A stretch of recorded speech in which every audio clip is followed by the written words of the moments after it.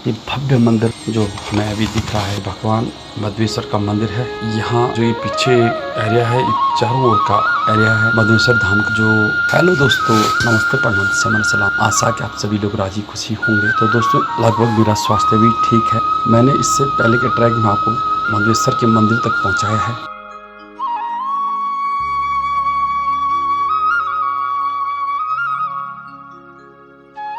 यहाँ पर पुजारी रहते हैं इस मंदिर के। जो ये आपको ब्लू कलर में दिख रहा है, ये बद्रीनाथ केदारनाथ टेम्पल कमेटी का धर्मशाला। यहाँ पर मंदिर कमेटी के द्वारा यात्रियों की रहने की व्यवस्था की जाती है मंदिर समिति के द्वारा।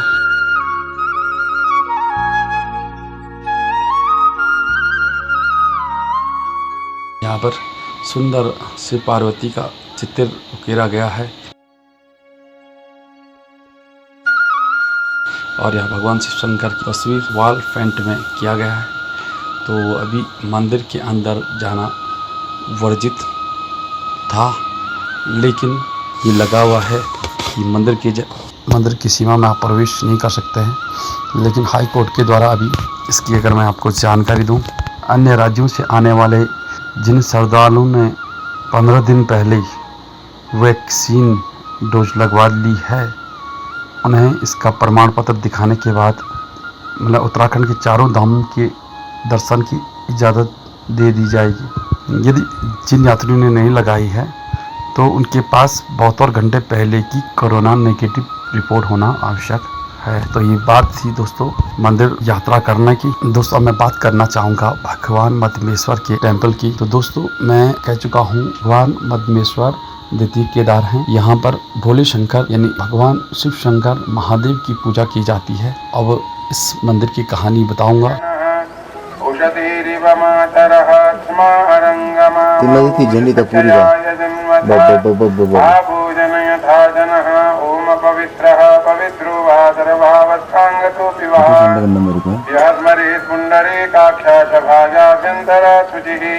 ओम पुंडरीकाक्षः पुनातु ओम पुंडरीकाक्षः पुनातु पुनातु पुंडरीकाक्षः अपक्रमातु भूतानि पिशाचा सर्वतो दिशः सर्वेषामविरोधिना पाठकर्मसमारभेत् गणनाथ सरस्वती रविशुक्रो बृहस्पति पंचेतां संस्मरे नित्यं वेदवाणी प्रवर्तते वर्णानामर्थसङ्घानां रसानां छन्दसामपि मंगलानां चकरतारो वन्दे वाणी विनायकौ भवानी शंकरो वन्दे श्रद्धा विश्वासरूपिणौ याभ्यां विना न पश्यन्ति सिद्धाः स्वान्तस्तमीश्वरं वन्दे बोधमयं नित्यं गुरुं शङ्कररूपिणं यवासितो हि वक्रोऽपि चन्द्रं सर्वत्र वन्दते। ॐ सामादिवेदवचसा भुवन प्रसिद्धा। कितना बड़ी फिल्म है, बंदा ऐसी कैसी वीडियो बना रहा है हमारी मुंह को कैमरा रख के। क्या बोले हम भाई? क्या करना है हमने, क्या करें? किंवदंतियों में है। अब मैं इस मंदिर की आपको कहानी सुनाना चाहूँगा। जब पांडव लगातार अपने पापों की मुक्ति पाने के लिए हिमालय के चक्कर मार रहे थे, भगवान शिव खुद पांडवों से छिपना चाहते थे। तब बचने के लिए उन्होंने स्वयं केदारनाथ में दफन कर लिया। बाद में उनका शरीर मधमेश्वर में दिखाई पड़ा। तो मधमेश्वर में भगवान शिव शंकर के नाभि भाग की पूजा की जाती है। भगवान शिव शंकर के मध्य भाग की पूजा करने ही के कारण यहाँ का नाम मधमेश्वर है। यदि आप लोग कोई मधमेश्वर भगवान के दर्शन करना चाहते हैं तो आप लोगों को मई के बाद और नवंबर से पहले, मई से नवंबर तक यात्रा करनी होगी। और जो ही शीतकाल यानी कि ठंडे का मौसम शुरू हो जाता है तो बाबा मधवेश्वर की डोली अपने शीतकालीन गदी स्थल ऊखीमठ ओंकारेश्वर मंदिर में पहुंच जाती है।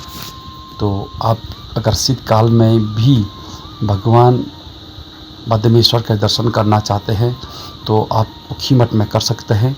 यदि आप यात्रा करना चाहते हैं मधमेश्वर धाम की तो आपको मई जून में जब कपाट खुलते हैं तो मई जून से लेकर नवंबर तक यात्रा करनी होगी और उसके पश्चात फिर कपाट बंद हो जाते हैं। गढ़वाल के सुरम्य पर्वतों के आंचल में स्थित मधमेश्वर पंच केदार में सर्वोपरि है। आप पैदल यात्रा के माध्यम से ही भगवान मधमेश्वर तक पहुंच सकते हैं। तो मैं आपको यकीन के साथ कहना चाहूँगा, यदि आप मधमेश्वर धाम में पहुंचते हो, यहाँ आपको जितना सुकून बाबा के दर्शन से मिलेगा उतना ही मनमोह यहाँ का वातावरण भी है। दूर दूर तक फैली पहाड़ी चोटियाँ और प्राकृतिक नज़ारा देखकर आप एक बार अवश्य अपने दुख और तकलीफों को भूल जाएंगे। मान्यता के अनुसार मधमेश्वर में भगवान शिव शंकर ने अपनी मधुचंद्र रात्रि मनाई। कहा जाता है जो व्यक्ति भक्ति से या बिना भक्ति के मधमेश्वर के महात्म्य को पढ़ता है या सुनता है, उसे शिवलोक की प्राप्ति होती है। तो दोस्तों, जो मैंने अभी कहानी बताई, मधमेश्वर भगवान की ही कहानी बता रहा हूँ, तो आप फिर से एक बार गौर से सुने। कहा जाता है जो व्यक्ति भक्त की या बिना भक्त के मधमेश्वर भगवान के महात्म्य या इस शिव कथा को सुनता है या पढ़ता है, उसे शिवलोक की प्राप्ति होती है। यहाँ भगवान शिव के दर्शन के लिए आपको गर्मियों में जाना होगा, यानी आपको मई जून कपाट खुलने से लेकर नवंबर तक आप यात्रा कर सकते हैं। इस क्षेत्र में हिंदू रीति रिवाज के अनुसार पिंडदान के लिए सर्वश्रेष्ठ माना जाता है।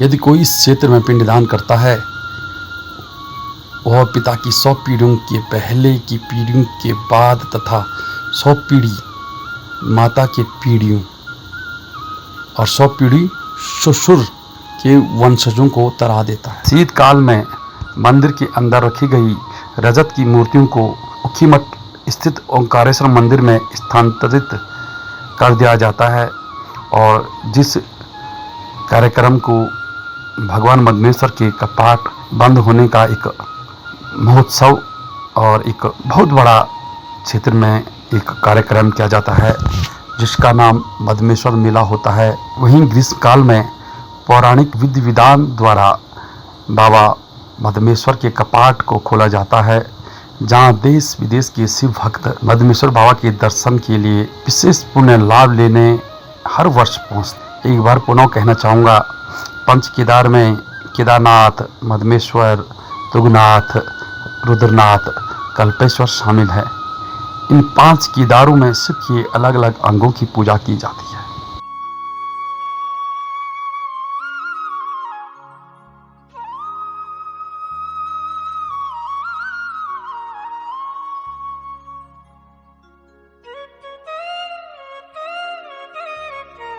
अभी मैं आपको घुमा रहा हूँ बूढ़ा मधमेश्वर, और आज आसमान ज़्यादा साफ नहीं होने के कारण मैं आपको चौखंबा नहीं दिखा पा रहा हूँ।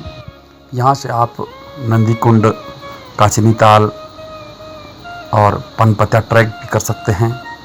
मधमेश्वर बाबा की ऊंचाई समुद्र तल से 3289 मीटर है। तो दोस्तों, मैं आपको फिर से मिलूंगा एक और ट्रैक पर। आपसे मेरी रिक्वेस्ट है, आपसे मेरी प्रार्थना है। मैं बार बार बहुत वीडियो बनाए जा रहा हूं, लेकिन सदस्यों की संख्या कहीं बहुत कम है मेरी। तो आपसे मेरी रिक्वेस्ट है, यदि आप लोग चैनल में नए हैं तो आप चैनल को जरूर सब्सक्राइब करें। यदि मेरे पुराने मित्र हैं, आपसे मेरी रिक्वेस्ट, आप पूरा वीडियो देखें, कमेंट करें, और अगर आप मुझ पर एहसान करना चाहते हैं अवश्य इस वीडियो को शेयर भी करें। धन्यवाद। जय भारत, जय उत्तराखंड।